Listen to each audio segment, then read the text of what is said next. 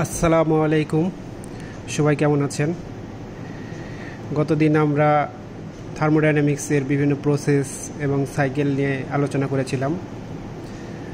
আজকে সেই থার্মোডাইনামিক্স সাইকেলের উপর ডিপেন্ড করে আমরা বিভিন্ন ধরনের ম্যাথ সমাধান করব, প্রবলেমগুলো সমাধান করব। আপনারা সবাই সাথেই থাকবেন। 1 নম্বর প্রবলেমটা আমরা যদি দেখি, আরেকটা বিষয়, আমার ভিডিওগুলো দেখতে যদি সমস্যা হয় প্লেলিস্টে গিয়ে দেখবেন। প্লেলিস্টে প্রত্যেকটা সাবজেক্ট ওয়াইজ আলাদা করা আছে, এমসিকিউর জন্য আলাদা টপিকস করা আছে, তাহলে আপনাদের দেখতে অনেক সুবিধা হবে।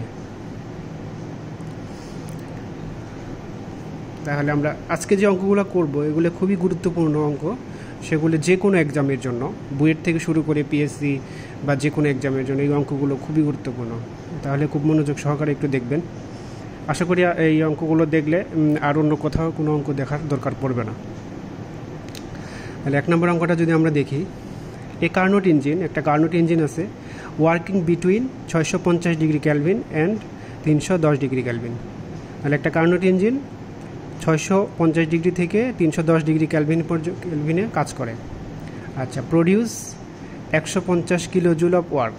তাহলে 150 কিলো জুল কাজ উৎপন্ন হচ্ছে। তাহলে আমার চাইছে কি, ফাইন্ড থার্মাল ইফিসিয়েন্সি। তাহলে এটা থার্মাল ইফিসিয়েন্সি, তাপীয় দক্ষতা বের করতে হবে, and heat added during the process. তাহলে এই প্রসেসে কী পরিমাণ হিটটা সাপ্লাই হচ্ছে সেটা আমাদের বের করতে হবে। তাহলে এই ধরনের অঙ্ক করার জন্য খুব সহজেই আমরা একটা ডায়াগ্রাম শিখতে পারি, ইঞ্জিনের ডায়াগ্রাম। সেটা হচ্ছে, এটা হচ্ছে সোর্স। এই সোর্স থেকে তাপমাত্রা মানে হিটটা আমার কি হিট ইঞ্জিনে ঢুকবে, হিট ইঞ্জিন থেকে এটা কিছু অংশ কাজ পাবো আর কিছু অংশটা আমার হিট রিজেক্ট হবে। এই ফিগারটা মনে রাখলে আমার অঙ্ক করা খুবই ইজি হয়ে যাবে। তাহলে একটা সোর্স থেকে আমি হিট দিব, এখানে কিউ ইন হবে, আর এই হিট ইঞ্জিন কিছু কাজ আউটপুটে কিছু কাজ দিবে এবং কিছু হিট আউট হয়ে যাবে, মানে রিজেক্ট হয়ে যাবে। এটাকে বলবো আমরা সিঙ্ক, মানে বের করে দিচ্ছি সিঙ্কে। এখন বলছে যে 650 থেকে 310 ডিগ্রি ক্যালভিনে কাজ করে। তাহলে আমার এই সোর্স থেকে যেহেতু আমার হিটটা সাপ্লাই হচ্ছে, অবশ্যই এটা সোর্স, মানে এটা 650 ডিগ্রি ক্যালভিন, বেশি তাপমাত্রা। এবং কতটুকু কাজ উৎপন্ন হচ্ছে, এটা হচ্ছে নেট ওয়ার্ক ডান হচ্ছে 150 কিলো জুল। আর এখানে কতটুকু তাপ ছেড়ে দিচ্ছি, 310 ডিগ্রি ক্যালভিনে আমরা তাপমাত্রা ছেড়ে দিচ্ছি। এখন এটার ইফিসিয়েন্সি বের করতে হবে। এখন ইফিসিয়েন্সি আমরা দুইভাবে বের করতে পারি, দুইভাবে বের করতে পারি। একটা হচ্ছে এই হিট কি পরিমাণ সাপ্লাই আউট হচ্ছে সেটা দিয়ে, আরেকটা হচ্ছে টেম্পারেচার দিয়ে। তাহলে আমার যেহেতু এখানে heat Q in Q out দেওয়া নাই, টেম্পারেচারগুলো দেওয়া আছে, তাহলে টেম্পারেচার দিয়ে আমি ইফিসিয়েন্সিটা বের করব। তাহলে ইফিসিয়েন্সি মানে কি, net work done by heat added, কি পরিমাণ হিট অ্যাড হচ্ছে এটা। আর টেম্পারেচার দিয়ে যদি দেখি, তাহলে নেট ওয়ার্ক ডান, তাহলে এটা T1 যদি হয়, এটা যদি T2 হয়, তাহলে আমরা লিখতে পারি নেট ওয়ার্ক ডান হচ্ছে T1 মাইনাস T2-র পার্থক্য।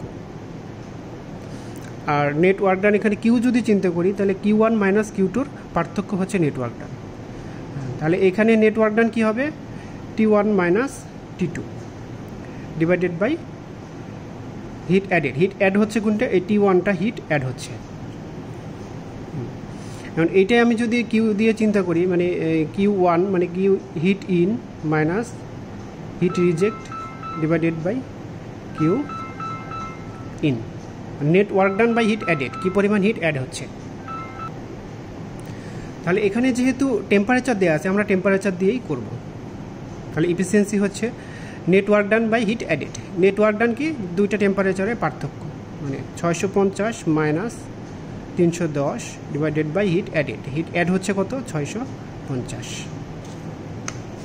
তাহলে এখান থেকে আমরা বের করতে পারি 650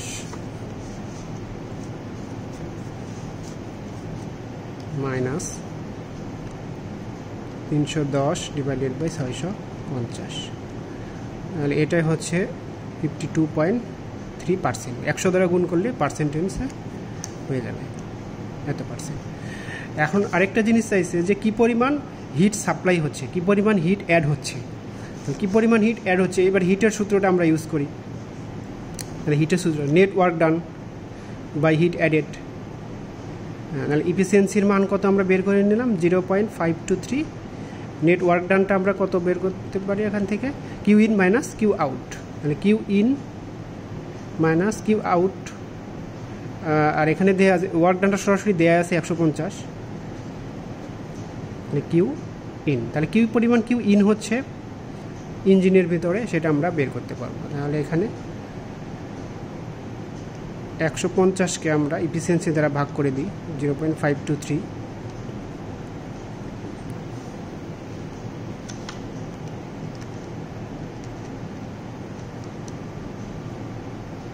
টু 86.80 কিলোজুল।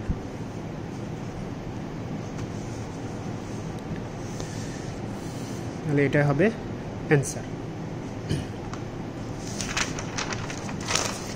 আচ্ছা, এখন 2 নম্বর অঙ্কটা দেখি। একটা কার্নোট ইঞ্জিন আছে, অপারেট বিটুইন 2 রিজার্ভার এর টেম্পারেচার T1 অ্যান্ড T2। দুইটা রিজার্ভার, একটা সোর্স আর একটা হচ্ছে সিঙ্ক। তাহলে সোর্সের টেম্পারেচার T1 আর সিঙ্কের টেম্পারেচার T3। এখন বলছে the work output of the engine is 0.6 times the heat rejected. মানে ওয়ার্ক ডানটা হচ্ছে যে পরিমাণ হিটটা রিজেক্ট হচ্ছে ওটার 0.6 গুণ, 0.6 টাইমস, মানে 6 গুণ অফ হিট রিজেক্টেড। আচ্ছা, the difference in temperature between the source and sink. ওই সোর্স এবং সিঙ্কের দুইটা টেম্পারেচারের পার্থক্য দেওয়া আছে 20 ডিগ্রি সেন্টিগ্রেড। আচ্ছা, তারপরে বের করতে হবে আমার calculate the thermal efficiency, source temperature and sink temperature. হ্যাঁ, আমার ইফিসিয়েন্সিটা বের করতে হবে আর দুইটা টেম্পারেচার, সোর্সের টেম্পারেচার এবং সিঙ্কের টেম্পারেচার। তাহলে ইঞ্জিনটা আমরা একটু আঁকাই নিই। এটা হচ্ছে সোর্স, সোর্সের টেম্পারেচার দেওয়া আছে T1।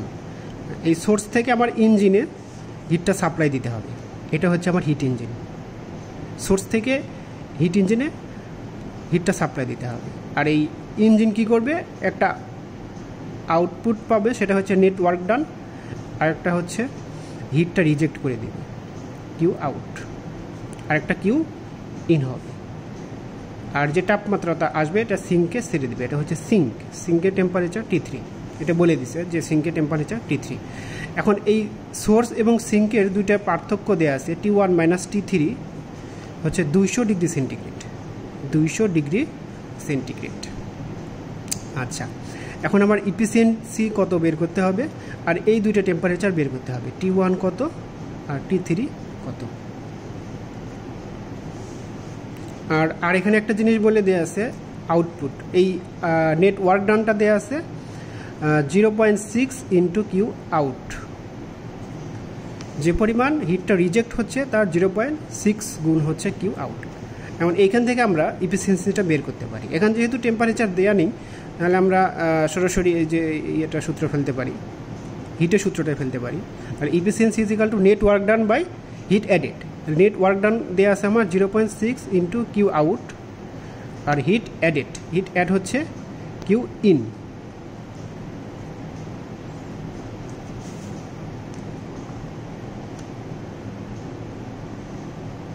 আচ্ছা, এখন এই কিউ ইনটা কি, কিউ ইন দেখে একটা শাখা এসে দুইটা ভাগে ভাগ হয়ে গেছে, এই নেট ওয়ার্ক ডান আর কিউ আউটের সমষ্টিটাই হচ্ছে কিউ ইন, এই দুইটা সমষ্টি হচ্ছে কিউ ইন।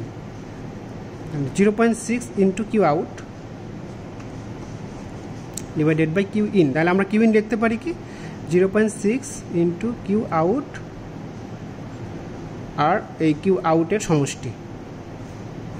কিউ ইনটা কি, এই নেটওয়ার্ক ডান এবং কি পরিমাণ হিটটা আউট হয়ে গেল, এই দুইটা সমষ্টি হচ্ছে কিউ ইন। মানে একটা শাখায় এসে দুইটা শাখায় ভাগ হয়ে গেল। তাহলে এখানে আমরা কিউ আউটটা কেটে দিতে পারি, এখানে আমার আসলো 0.6 আর এখানে নিচে 1.6, তাহলে আসলো 0.6 ভাগ 1.6, তাহলে 37.5%। তাহলে একটা অ্যান্সার পেয়ে গেলাম। এখন টেম্পারেচার বের করতে হবে আমার। এখন টেম্পারেচার কি, টেম্পারেচারের ইফিসিয়েন্সি সূত্রটা যদি ফেলি, net work done by heat added. Net work done T1 minus T2, T1 minus T2, আর হিট অ্যাডেড T1টা হিট অ্যাড হচ্ছে। আচ্ছা, এখন ইফিসিয়েন্সি আমরা বের করে নিছি 0.375, আর এই দুইটা টেম্পারেচারের পার্থক্য আমার দেওয়া আছে 200 ডিগ্রি সেন্টিগ্রেড, 200 ডিগ্রি সেন্টিগ্রেড। আর নিচে থাকবে T1। তাহলে এখান থেকে আমি T1টা বের করতে পারবো। 200 / 533.33 533.33 ডিগ্রি সেন্টিগ্রেড, এইটা একটা অ্যান্সার। আর T3টা কীভাবে পাবো? এখানে T1 এর ভ্যালুটা বসাই দিলে T3 পাবো। T1 - T3 = 200, আর T1 এর মান দেওয়া আছে 533.33 - T3 = 200। আর এখানে T3 = কত হবে? 533.33 - 200 তাহলে 333.33 ডিগ্রি সেন্টিগ্রেড। আচ্ছা, এখন আমরা আরেকটা খুবই গুরুত্বপূর্ণ একটা অঙ্ক সমাধান করব। এটা খুবই গুরুত্বপূর্ণ, যে কোনো এক্সামের জন্যই।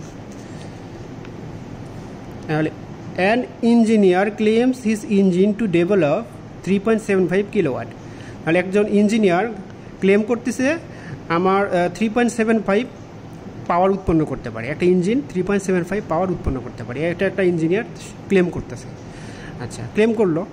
এখন ইঞ্জিন টেস্টিং করব। ইঞ্জিন টেস্ট করে কি পাওয়া যাচ্ছে? The engine consumes 0.44 KG of fuel per hour, having a calorific value 42,000 kJ/kg।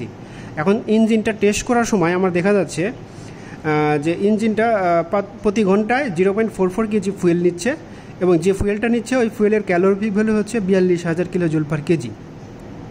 আচ্ছা, এখন বলছে যে ইঞ্জিনের ম্যাক্সিমাম টেম্পারেচার রেকর্ড করা হয়েছে 1400 ডিগ্রি সেন্টিগ্রেড এবং মিনিমাম টেম্পারেচার রেকর্ড করা হয়েছে 350 ডিগ্রি সেন্টিগ্রেড। এখন find whether the engineer is justified his claim. এখন ইঞ্জিনিয়ার যে ক্লেমটা করলো এটা সত্য না মিথ্যা, এটা আমার যাচাই করতে হবে। এখন ইঞ্জিনিয়ার যে ক্লেমটা করছে, এই ক্লেমের যে একটা আউটপুট সে বলছে যে আমার ইঞ্জিনটা 3.75 কিলোওয়াট মানে তৈরি করতে পারে, মানে এটা আউটপুট। তাহলে এই আউটপুট দিয়ে আমি কতটুকু পাওয়ার মানে এফিসিয়েন্সি সে দাবি করছে সেটা আমি বের করতে পারবো প্রথমে। আচ্ছা, দেখি সে বের করে। এখন ইঞ্জিনিয়ার যে ক্লেম করছে, এই ক্লেমের আউটপুট পাওয়ার সে বলছে কত? 3.75 কিলোওয়াট। আচ্ছা, এখন ইঞ্জিনে যে ফুয়েলটা ইউজ করা হচ্ছে সেই ফুয়েলটা বলছে যে প্রতি ঘন্টায় 0.44 কেজি, প্রতি ঘন্টায় 0.44 কেজি ফুয়েল নিচ্ছে, এবং যে ফুয়েলটা নিচ্ছে এই ফুয়েলের ক্যালোরিফিক ভ্যালু হচ্ছে 42,000 kJ/kg। আর এই যে ফুয়েলটা নিচ্ছে, এই ফুয়েল থেকে আমরা ইনপুট পাওয়ারটা বের করতে পারবো। ইনপুট পাওয়ার, তাহলে ইনপুট পাওয়ার কত হচ্ছে? mf × c। তাহলে mfটা কত? এই যে 0.44 × c হচ্ছে ক্যালোরিফিক ভ্যালু 42,000। এটা কত আসে ইনপুট পাওয়ার? 42,000 × 0.44।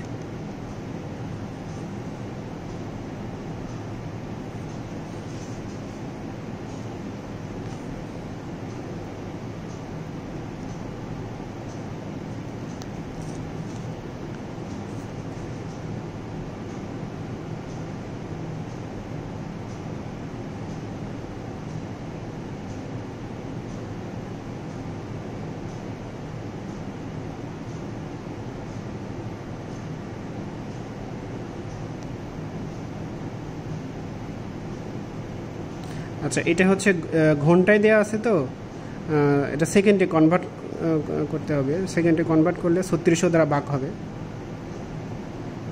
3600। ঠিক আছে, এখানে হচ্ছে যে কেজি পার আওয়ার, আওয়ারে না করে আমরা 1 ঘন্টা সমান 3600 সেকেন্ড, এই জন্য এটা 3600 সেকেন্ড দ্বারা ভাগ করে দিলাম।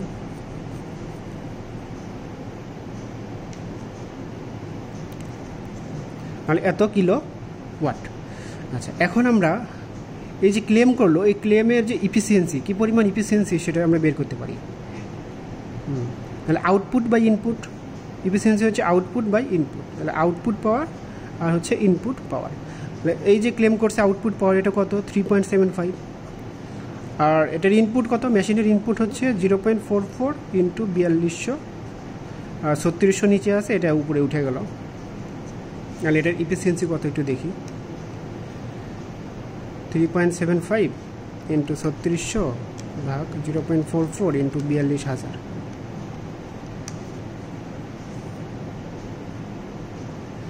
.73 মানে 73.05%। এত পার্সেন্ট ইফিসিয়েন্সি এটা ক্লেম করছে, এটা হচ্ছে ক্লেম করছে, ইঞ্জিনিয়ার ক্লেম করছে। এখন ইঞ্জিনটা আসলে তৈরি করতে পারতেছে কতটুকু সেটা আমরা বের করতে পারবো। সেটা আমরা কীভাবে বের করব? এই যে ইঞ্জিনের টেম্পারেচার দেওয়া আছে না, ম্যাক্সিমাম টেম্পারেচার আর মিনিমাম টেম্পারেচার, তাহলে এই টেম্পারেচার থেকে আমরা একটু বের করি। এটা হচ্ছে অ্যাকচুয়ালটা বের করি। Net work done by heat added, net work মানে হচ্ছে কি T1 minus T2 divided by heat added হচ্ছে T1, তাহলে 1400 minus 350 divided by 1400 minus 350 divided by 1400, তাহলে কত আসলো? 75%।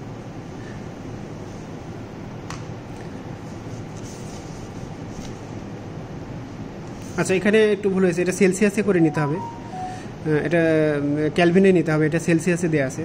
তাহলে 1400 হচ্ছে 1400 প্লাস 273 1670।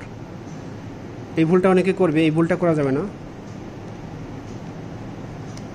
তাহলে 623 ডিভাইডেড বাই 1670, 1670 মাইনাস 623 1670, 62.69%। আচ্ছা, অ্যাকচুয়ালি আমার তৈরি হচ্ছে 62.69, তাহলে ক্লেম করছে 73%, তাহলে কি ওটা সত্য না? এটা ইম্পসিবল, কখনোই পসিবল না। যেহেতু আমার তৈরি করতে পারতেছে 62.69%, ক্লেম করছে 73.05%, তাহলে আমার হবে না, বেশি ক্লেম করে ফেলছে, ইফিসিয়েন্সির চাইতে অ্যাকচুয়ালের চাইতে বেশি ক্লেম করে ফেলছে, এটা সম্ভব না।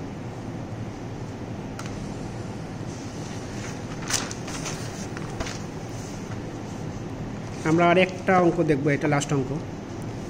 এই অঙ্কটা অনেক বড় অঙ্ক, কিন্তু এই অঙ্কটা করতে পারলে অনেক অঙ্ক অনেক ইজি হয়ে যাবে। এই জন্য এই অঙ্কটা করতে হবে। এত বড় অঙ্ক কোনো জব এক্সামে আসবে না, তারপরেও এই অঙ্কটা করতে হবে, বেসিক ক্লিয়ারের জন্য করতে হবে।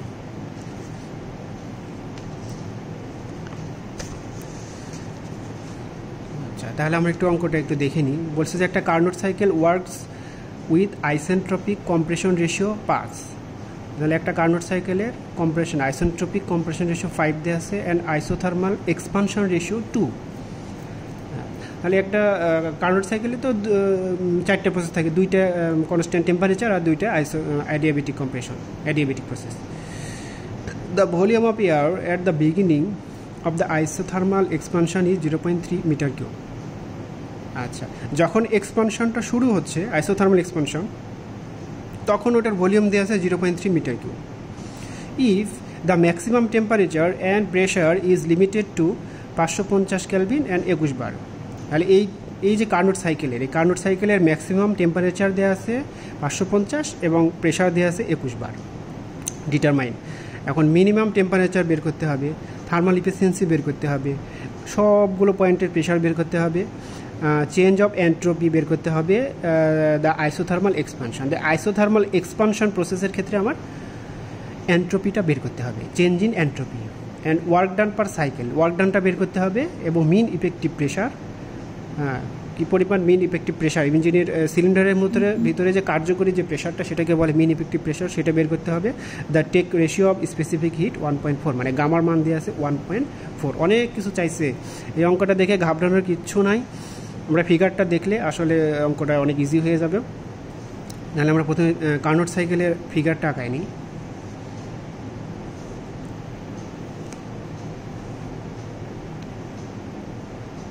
তাহলে 1 2 3 4,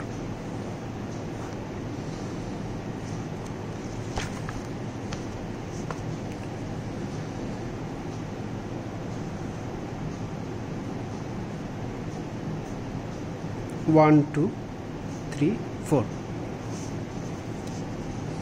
মানে এই যে এইখানে দেখেন, এখানে টিএস ডায়াগ্রাম, এটা তাহলে এই লাইনটা কি কনস্ট্যান্ট টেম্পারেচার প্রসেস, মানে T4 = T1, আর এই লাইনটা কি কনস্ট্যান্ট টেম্পারেচার প্রসেস তো আমরা গত দিনে দেখাইছি, ওই ভিডিওটা একটু দেখে নেবেন।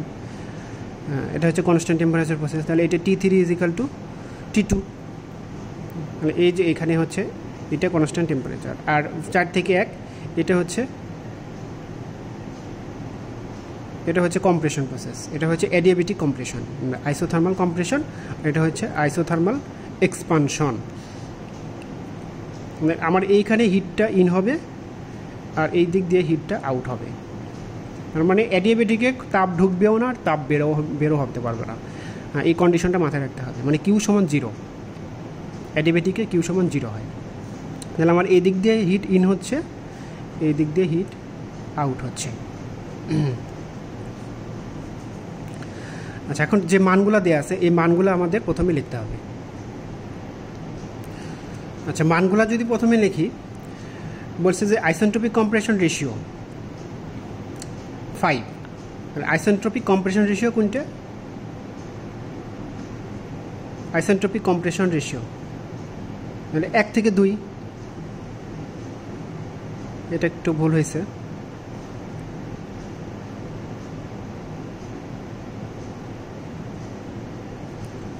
এক থেকে 2 তো এটা আইসেন্ট্রপিক কম্প্রেশন রেশিও। তাহলে এই কম্প্রেশন রেশিও হিট ইন হতে পারবে না। আমার হচ্ছে কনস্ট্যান্ট টেম্পারেচার প্রসেসে হিট ইন হতে হবে আর কনস্ট্যান্ট টেম্পারেচার হিট আউট হতে হবে। তাহলে এটা হচ্ছে Q ইন, এটা হচ্ছে Q out.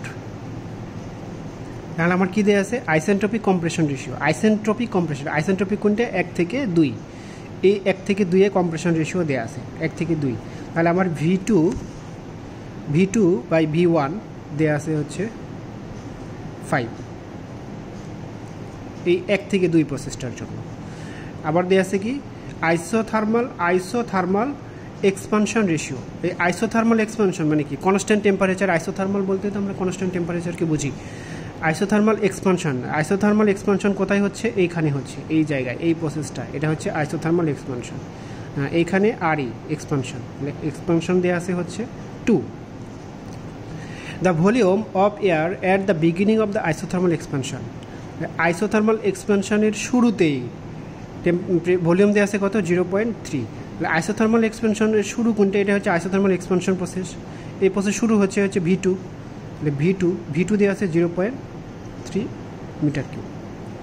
If the maximum temperature and pressure limit 550 এবং 21 বার। তাহলে ম্যাক্সিমাম টেম্পারেচার কোথায়? ম্যাক্সিমাম টেম্পারেচার যে TS ডায়াগ্রামে যে T3 আর T2, তাহলে T2 = T3, এটা দিয়ে আসে 550 কেলভিন। আর প্রেশার কোথায়? এই যে PV ডায়াগ্রামটা দেখলে বুঝতে পারবো।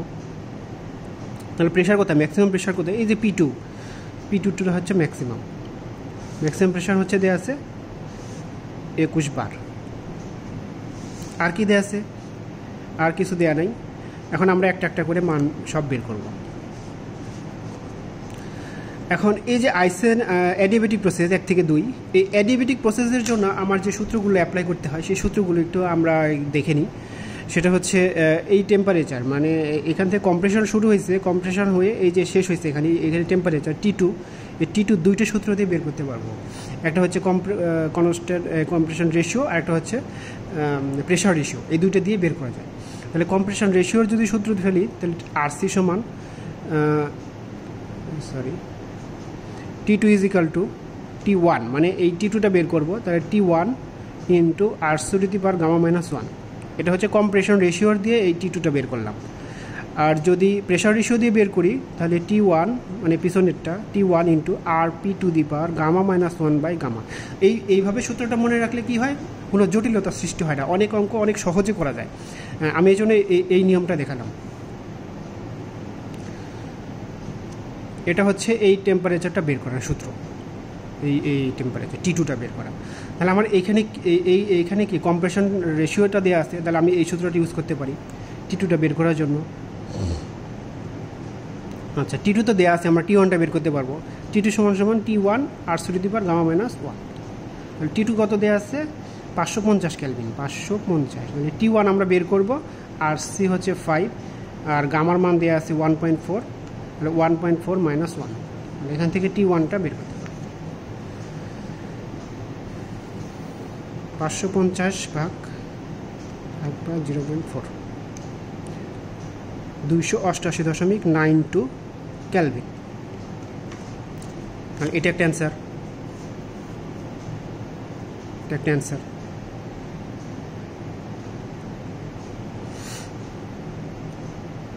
আচ্ছা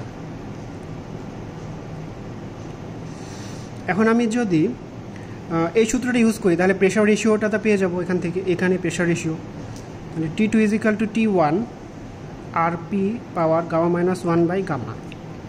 T2 কত আমার দেওয়া আছে 550, আর T1টা আমি মাত্র বের করে নিলাম 92 into pressure ratio gamma minus 1 মানে 1.4 - 1 ডিভাইডেড বাই 1.4। তাহলে এইখান থেকে প্রেশার রেশিওটা আমি সহজেই পেয়ে যাব। তাহলে 550 = 288.92 ইন্টু x⁴ 0.4/1.4, তাহলে 9.52। এটা হচ্ছে প্রেশার রেশিও, 1 থেকে 2 এর প্রেশার রেশিও। এই প্রেশার রেশিও দিয়েই আমি P1টা বের করতে পারবো। এখানে P2-র মান দেওয়া আছে, তাহলে এখানে দেখেন তো এই P2 বড় হবে না P1 বড় হবে? অবশ্যই P2 বড় হবে, তাহলে যেটা বড় হবে সেটা উপরে দিতে হবে P2/P1। তাহলে আমার এখানে RP হচ্ছে 9.52, P2-র মান দেওয়া আছে 21, আর P1টা আমি বের করতে পারবো। তাহলে P1 সমান কত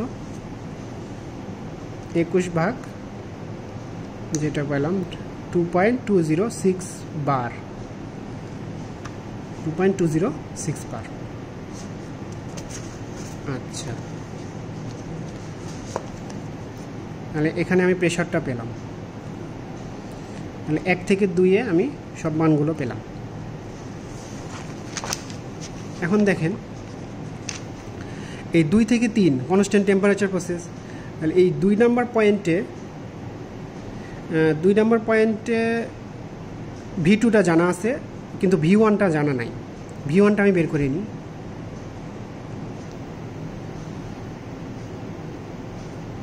তাহলে এই আমার এখানে এখান থেকে V1টা বের করতে পারবো। কম্প্রেশন রেশিও দেওয়া আছে, কম্প্রেশন রেশিও হচ্ছে V2/V1 5 দেওয়া আছে, V2 এর মান দেওয়া আছে 0.3, আর V1 এখানে বের করতে হবে। তাহলে V1 = 0.3/5, 0.3/5।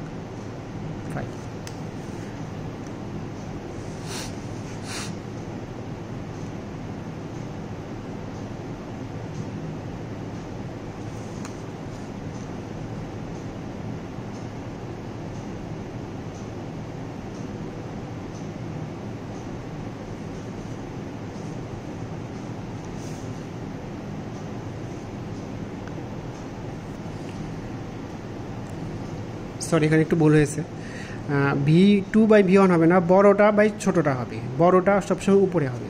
নাহলে দেখেন তো এখানে বড় কোনটা, V1টা বড়। সাইকেলটা একটু ইয়ে হয়েছে, এই দিক দিয়ে আসবে, এখানে আসবে। V1টা বড় আর V2টা ছোট। V1/V2 = 5। V1টা বের করবো 5 × 0.3, 5 × 0.3, এটা 1.5 মিটার কিউব, 1.5 মিটার কিউব। আচ্ছা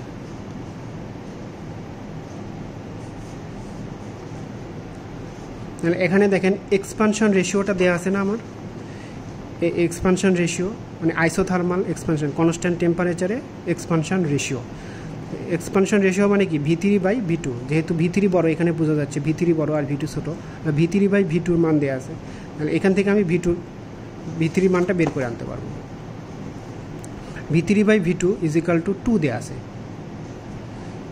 এখান থেকে V3/V2, V2-র মানটা আমি যে অঙ্কে দেওয়া আছে 0.3, 0.32, আর V3 = 2 × 0.3,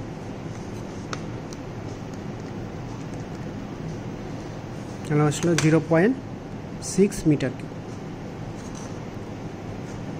আচ্ছা এখন এই প্রসেসটা যদি আমরা দেখি, এই প্রসেসটা কি constant temperature process.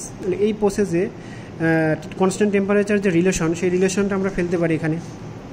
P2/V2 = P3/V3, সব মান জানা আছে কিন্তু P3-র মানটা আমার জানা নেই। P3 আমরা এখান থেকে বের করে নিতে পারবো। তাহলে P2 মান কত দেওয়া আছে? P2 মান 21। তাহলে V2 মান কত আমরা বের করলাম? V2 মান হচ্ছে দেওয়া আছে 0.3। তাহলে এখান থেকে P3 বের করব, আর V3 মান বের করে নিলাম হচ্ছে 0.6। এখানে P3 আসলো কত?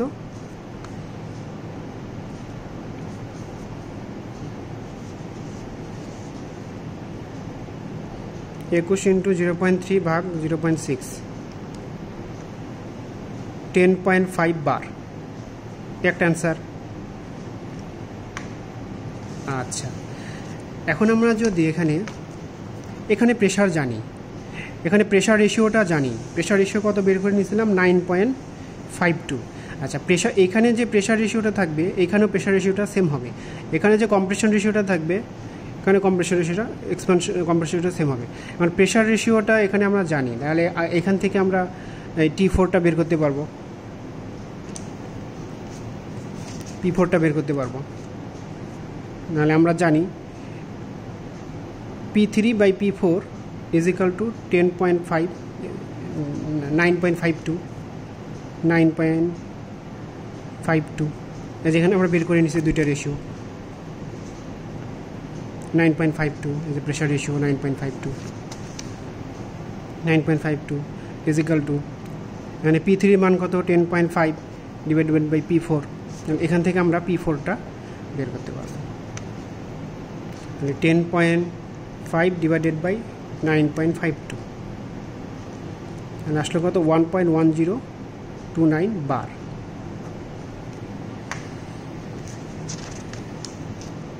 আচ্ছা,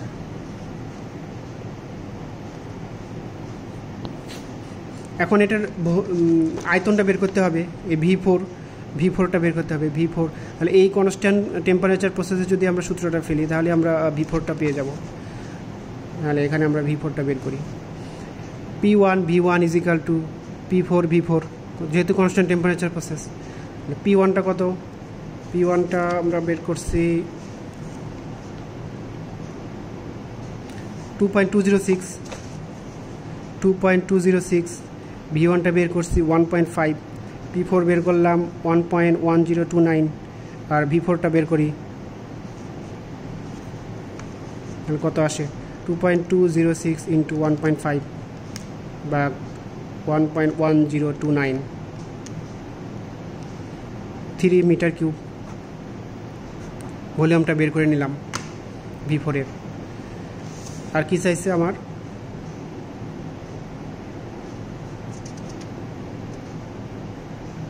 আচ্ছা, মিনিমাম সবগুলো টেম্পারেচার বের করছি, সবগুলো প্রেশারও বের করছি। এখন থার্মাল ইফিসিয়েন্সি বের করতে হবে, আইসোথার্মাল এক্সপানশন প্রসেসে এন্ট্রপি বের করতে হবে, ওয়ার্ক ডান বের করতে হবে, মিন ইফেক্টিভ প্রেশার বের করতে হবে। আচ্ছা, এখন থার্মাল ইফিসিয়েন্সি বের করতে হবে। থার্মাল ইফিসিয়েন্সি কত? একটা ইঞ্জিনের thermal efficiency net work done by heat added. Net work done by heat added. Net work done কোথায় পাবো? নেট ওয়ার্ক ডান মানে কি? Q in minus Q out. Q in হচ্ছে কোথায়? কিউ ইন হচ্ছে যে এখানে হচ্ছে কিউ ইন, আর কিউ আউট হচ্ছে কোথায়? এই যে এই প্রসেসটা। তাহলে এখানে কিউ ইন যেহেতু এটা আইসোথার্মাল এক্সপানশন প্রসেস, তাহলে এখানে আমরা লিখতে পারি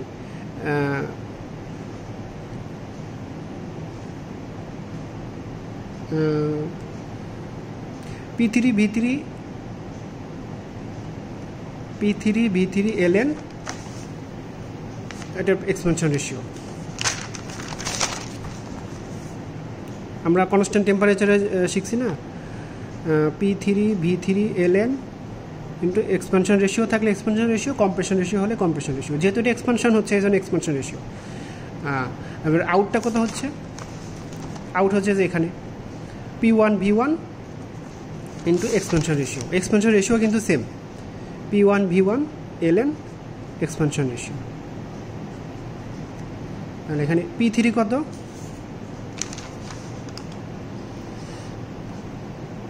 P3 হচ্ছে 10.5 10.5, আর এটা যেহেতু বারে দেওয়া আছে এটা প্যাসকেলে কিলো প্যাসকেলে নিই, 1 বার সমান 100 কিলো প্যাসকেল ইন্টু V3 কত,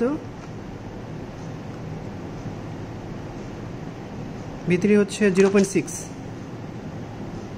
ln, আর এক্সপানশন রেশিও 2 দেওয়া আছে। P1 কত, P1 হচ্ছে 2.206 ইন্টু V1টা হচ্ছে 1.5 ln ইন্টু 2। তাহলে এটা ক্যালকুলেশন করলে আমার আসবে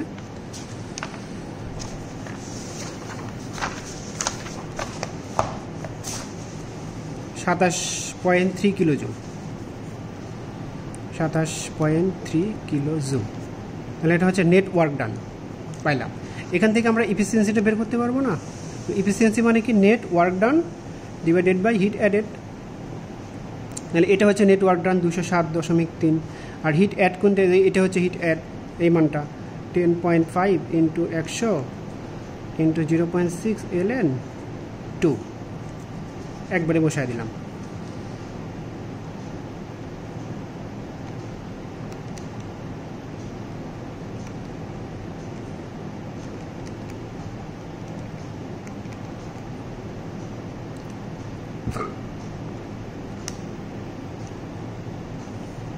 ইফিসিয়েন্সি হচ্ছে 47.47%।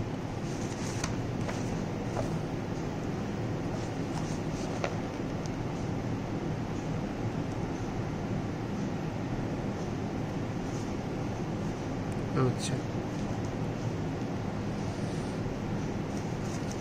এখন হচ্ছে স্টক ভলিউম বের করতে হবে। Stroke volume VS, stroke volume কোনটা, যেখানে পিস্টন উঠানামা করবে।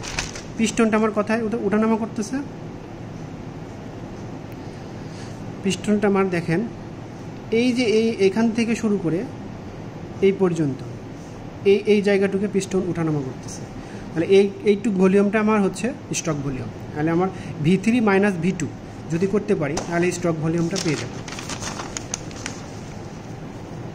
V3 মাইনাস V2টাই হচ্ছে স্টক ভলিউম। তাহলে V3 আমরা বের করছি, V3 0.6, আর V2টা বের করছি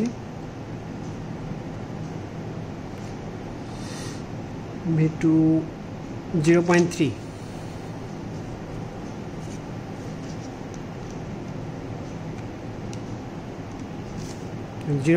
মিটার কিউব। আর কি বের করতে হবে, মিন ইফেক্টিভ প্রেশার। মিন ইফেক্টিভ প্রেশার,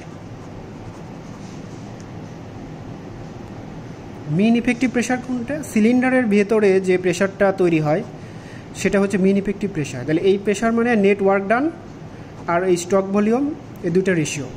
নেট ওয়ার্ক ডান কত আমরা পাইছি 207.3, আর স্টক ভলিউম পাইছি হচ্ছে, আচ্ছা স্টক ভলিউম V3-র মান কত, এটা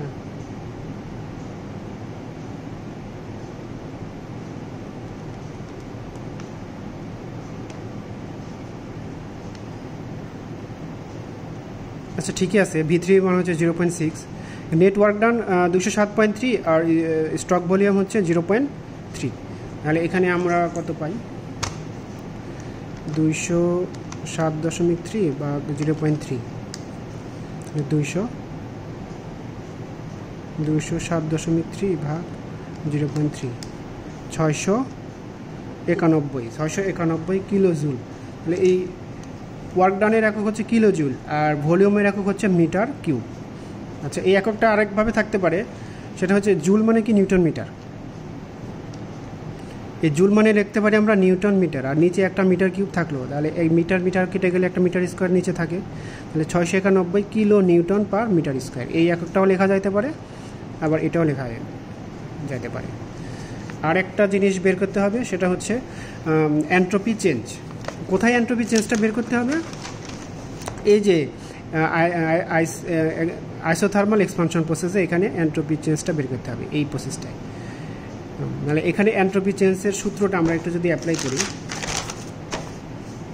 2 থেকে 3-এ যদি আমরা এন্ট্রপি বের করতে চাই, তাহলে del S change in entropy, M R ln into expansion ratio.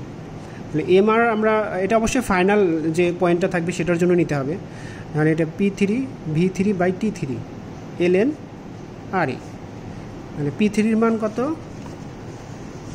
আমরা বের করে নিছি,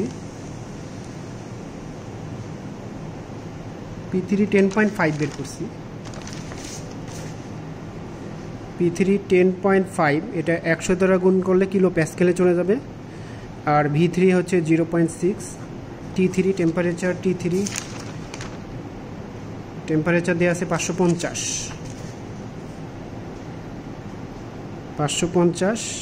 ln, আর এক্সপানশন রেশিও হচ্ছে 2। তাহলে এটা যেটা আসবে সেটাই হচ্ছে পার কেলভিনে আসবে।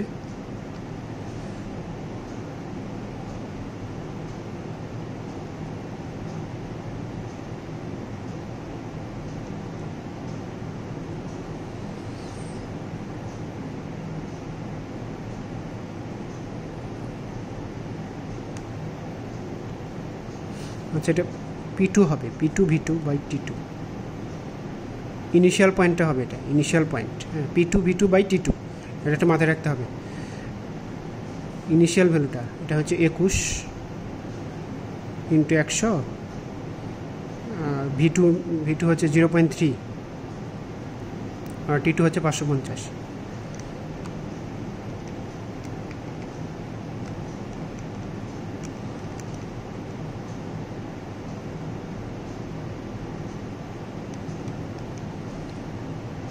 $0.7939 এত কিলো জুল পার ক্যালভিনে হিসাব হবে, এটা পার ক্যালভিন। তাহলে MR ln into expansion ratio. এমআরটা কোনটা? এটা হচ্ছে ইনিশিয়াল পয়েন্টটা, আমরা যে প্রসেসরের জন্য বের করতেছি এটার ইনিশিয়াল পয়েন্ট। ইনিশিয়াল পয়েন্টটা কোনটা? ইনিশিয়াল পয়েন্ট হচ্ছে এই 2 নম্বর পয়েন্ট। এই জন্য আমরা P2V2, এখানে P3V3 ফাইনালটা দেওয়া যাবে না, এখানে ইনিশিয়ালটা নিতে হবে P2V2/T2। কারণ কি? কারণ হচ্ছে আমি এক্সপানশন রেশিও বড় বাই ছোটো নিচ্ছি। বড় বাই ছোটো যখন নিব তখন এখানে ইনিশিয়াল ভ্যালুটা নিতে হবে P2V2/T2 ln এক্সপানশন রেশিও। আচ্ছা, আজকে এই পর্যন্তই থাক। 3টে অঙ্ক করালাম, 3টে অঙ্ক খুবই গুরুত্বপূর্ণ, আপনারা মনোযোগ সহকারে দেখবেন এবং এটা আরেকবার করার চেষ্টা করবেন। আশা করি কোনো সমস্যা হবে না। কোনো সমস্যা থাকলে কমেন্টসে জানাবেন, আমি এটা সমাধান করে দেওয়ার চেষ্টা করব। আসসালামু আলাইকুম।